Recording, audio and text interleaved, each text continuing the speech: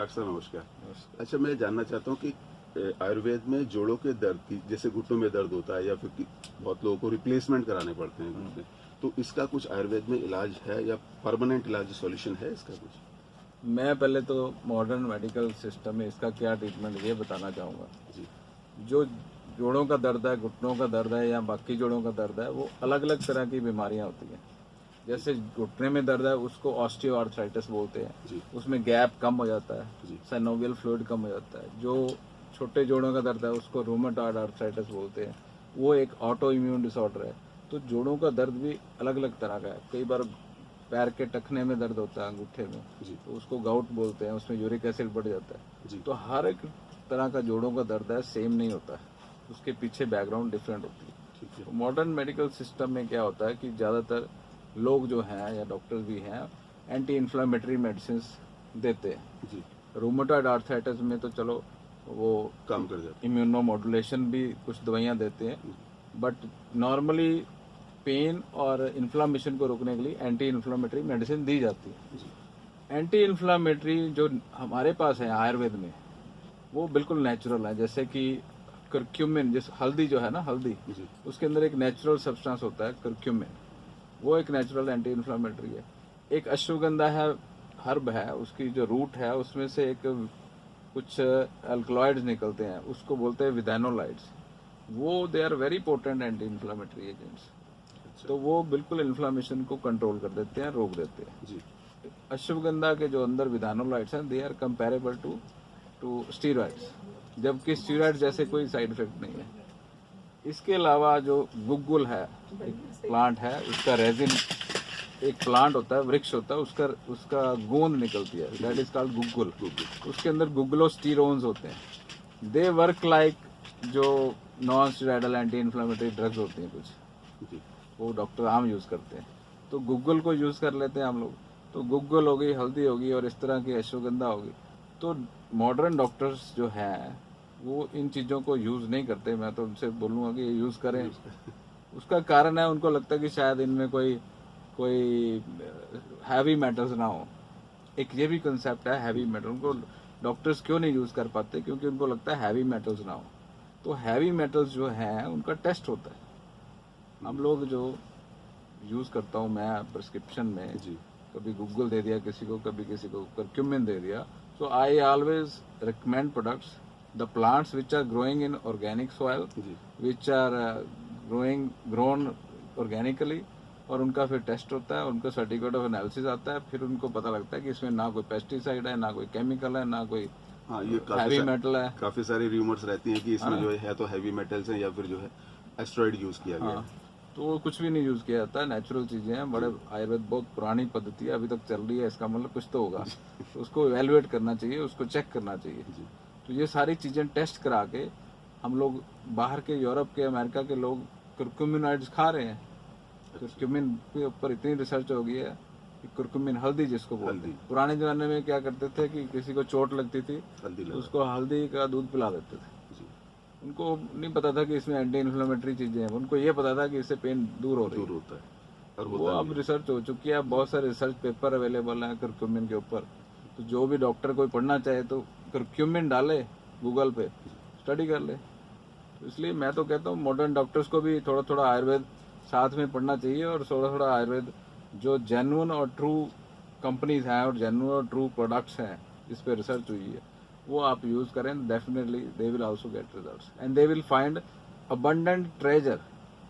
उनको लगेगा कि मुझे नॉन स्टेरॉइड सैड्स नाम की दवाइयाँ यूज़ करने की जरूरत नहीं पड़ रही, मुझे स्टेरॉइड यूज़ करने की कम जरूरत पड़ रही है या नहीं पड़ रही, they can use the herbs. मुझे थोड़ा सा और क्लैरिटी चाहिए, जैसे घुटने का जो बोलते हैं कि जब हाँ आर्थराइटिस होता है या फिर ऑस्टियोआर्थराइटिस। हाँ, और उसमें जो है फ्रिक्शन होने लगता है और बहुत ज़्यादा पेन होता है, उठने बैठने में दिक्कत होती है, और आप जैसे बता रहे थे कि स्पेस हो जाता है, उसमें स्पेस कम हो जाता है। स्पेस कम हो जाता है और फ्रिक्शन शुरू हो जाती है, तो इसलिए दर्द होता है। तो वो उसके लिए मैं बता तो रहा हूँ, बहुत सारी हर्ब्स हैं जी। हमारे पास, वो कम हो जाता है स्पेस और वो परमानेंट क्योरेबल है। परमानेंटली। उसमें जो ऑस्टियोफाइट्स बने होते हैं वो इस तरह से रिपेयर होने शुरू हो जाते हैं। हमारे पास है हर्ब्स। सिसस क्वाड्रेंगुलरिस एक हर्ब है, उसका नाम है सिसस क्वाड्रेंगुलरिस, हड जोड़ बोलते हैं संस्कृत में। वो जो हड जोड़ है वो ऐसे एक लाक्षा होती है, एक और हर्बल लाक्षा संस्कृत में लिखी है, अब इंग्लिश में तो लिखी नहीं, जी तो हमने उसको कन्वर्ट कर दिया इंग्लिश में, हम जैसे लोगों ने, परंतु हमने संस्कृत भी पढ़ी और इंग्लिश भी पढ़ी, तो इसलिए हमें पता है कि सिस्टस क्वाड्रेंगुलर्स जो है वो बोन्स की डेंसिटी को बढ़ाने के लिए, बीएमडी को बढ़ाने के लिए काम आती है, जी बोन मिनरल डेंसिटी, और जो स्पेस है वो अपने आप ही थोड़ा थोड़ा, क्योंकि इन्फ्लामेशन कम होगी तो स्पेस मेंटेन हो जाएगा और पेशेंट को सर्जरी अवॉइड हो सकती है, उससे पेन तो रिलीफ हो ही जाएगा, इन्फ्लामेशन भी ठीक हो जाएगी।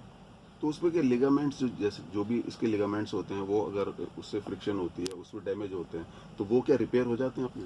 उसमें लिगामेंट नहीं होते, उसमें ना जो बोन्स होती हैं, जी ये दो बोन्स है, ये ऊपर वाली जो फीमर है, नीचे टिबिया, जी तो ये दोनों के बीच में जो सेनोवियल फ्लूइड होता है, जो एक काइंड ऑफ शॉक अब्जॉर्बर, एक झिल्ली होती है, गद्दी जिसको बोलते हैं, वो लीक हो जाती है, उसमें से फ्लूइड निकलना शुरू हो जाता है, तो ड्राई अप हो जाती है, तो वो समझ लीजिए उससे स्पेस कम हो जाता है।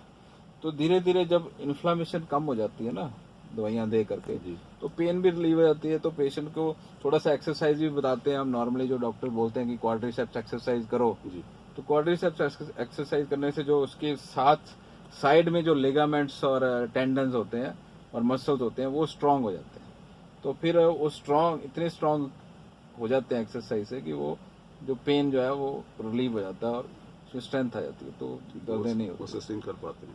हाँ, तो इसलिए साथ में अगर किसी को आयुर्वेदिक से पेन रिलीफ मिल रहा है, किसी को एक्सरसाइज से मिल रहा है, किसी को मॉडर्न मेडिसिन से, ये है कि जो उनको एसिडिटी वगैरह रहने, नसैड जो है ना, जी वो एसिडिटी होती है, फिर साथ में प्रोटोन पंप इनहिबिटर्स देते रहो, पेंटोप्राजोल देते रहो, इस तरह की दवाइयाँ देनी पड़ती हैं, उनके अपने साइड इफेक्ट्स हैं, जी उनसे प्रोलैक्टिन बढ़ जाता है और कई प्रॉब्लम आ जाती है। सो बेटर है कि नेचुरल चीज़ें यूज़ करें, जब हमारे पास हैं तो why not we should use it. अच्छा, एक चीज और कि जैसे ये तो सीवियरिटी की बात है कि कितना सीवियर पेन है बोन्स में या जहाँ पे भी, या अमूमन कितने दिनों की मेडिसिन से काम चल सकता है? पेशेंट को जो रिलीफ है विद इन 1 वीक दिखना शुरू हो जाता है। पहले जो था वो पेशेंट, पहले जो पुराने ज़माने में या आज से 10 साल पहले भी जो जड़ी बूटियाँ या दवाइयाँ आती थी आयुर्वेद की, वो आती थी चूर्ण बेस्ड, जी उसको 15-20 दिन, उसको महीना, 1.5 महीना, 2 महीने लग जाते थे।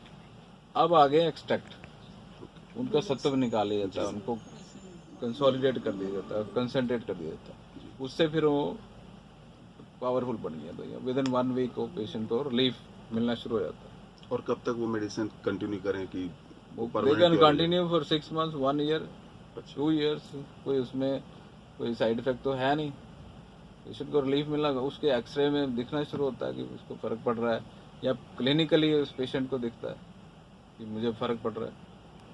सो that's how we can do it. बाकी जो रूमेटॉइड आर्थराइटिस है उसमें दवाइयाँ कुछ और भी ऐड करते हैं, जो यूरिक एसिड है उसमें कुछ और पैटर्न से दवाइयाँ देते हैं, किसी को स्पॉन्डिलाइटिस है वो तो ऑस्टियोआर्थराइटिस की तरह ही ठीक होगा, या लंबर स्पॉन्डिलाइटिस है या सर्वाइकल है तो उसको ऑस्टियोआर्थराइटिस की तरह ही ट्रीट करते हैं, उसमें मेनली इन्फ्लामेशन ही होती है। तो मैं ये जानना चाह रहा था कि ये सब पॉसिबल है कि नहीं है, तो मुझे बिल्कुल पॉसिबल है, बहुत ये clarity वीडियो मिल आप गई कि ये सब चीजें पॉसिबल हैं आपने आयुर्वेद जो में भी। वीडियो बनाया है इसको आप शेयर करो लोगों के साथ, जिनको पता लगे कि आयुर्वेद भी जो है एक पुरानी साइंस है, हमारी वैदिक नॉलेज है, it came from the Vedas, Atharvaveda का पार्ट है आयुर्वेद।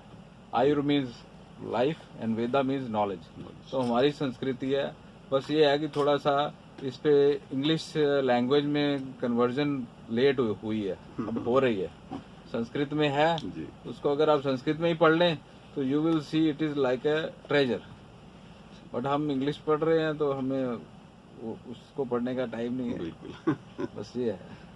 Thank you doctor. ठीक है जी, thank you very much. Thank you.